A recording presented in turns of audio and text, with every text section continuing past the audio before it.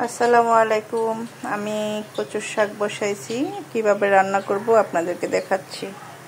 প্রথমে আমি কচুর শাকগুলোকে হালকা পানি দিয়ে কড়াইতে বসালাম। শাকগুলোর মধ্যে আমি আদা বাটা, তারপরে দিয়ে দিব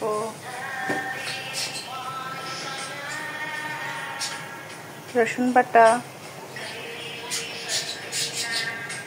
শাকের পাতাগুলো কেমন যেন আমি ঢাকনা দিয়েছিলাম, লাল হয়ে গেছে। তারপরে একটু রসুন কুচা, একটু পেঁয়াজ কুচা দিব, কাঁচামরিচ,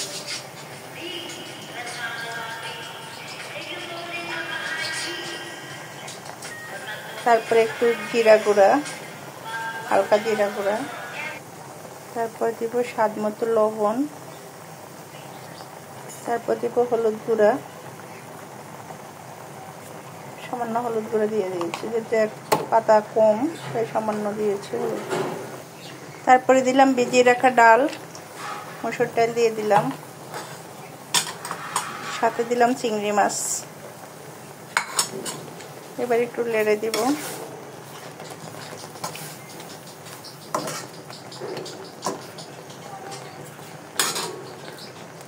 ঢাকনা দিয়ে কিছুক্ষণ রেখে দেব। এবার দেখি কতটুকু হয়েছে, এখনো বাকি অনেক। আমার কচুর শাক রান্না কে কে খাবেন চলে আসেন। এখনো হয় নাই, আরো একটু বাকি আছে।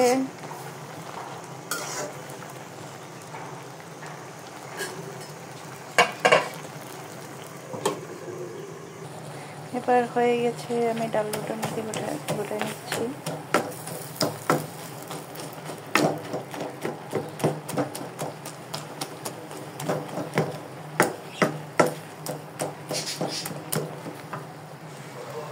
কচুর শাকগুলো গোটানি হয়ে গেল। এখন সবুজটা আসতেছে না কেন, সবুজ কালারটা, কিন্তু এমনিতে সবুজ কালার দেখা যাচ্ছে, এখানে আসছে। এবার আমি একটু তেলে দিয়ে দিব। তেলের মধ্যে আমি হালকা জিরা দিয়ে দিলাম, 4-5টা শুকনো মরিচ দিলাম। এবার লাড়তে থাকবো। তারপরে রসুন কুচা আর দিব, পেঁয়াজ দিব। মরিচের মধ্যে রসুন দিয়ে দিয়েছি, রসুন আর পেঁয়াজ। এবার লাড়তে থাকবো। বাদামি কালার হলে তারপরে কচুর শাকে দিয়ে দিব আমি।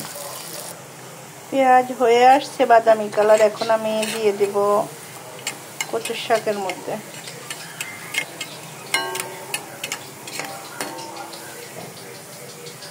বেশি কালারিং করব না।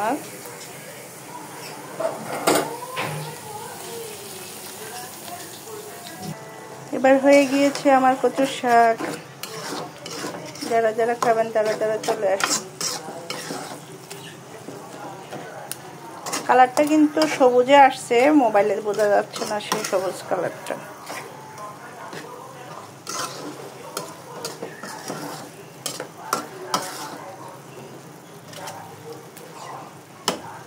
চলে আসুন, আমার কচুর শাক রান্না হয়ে গেছে।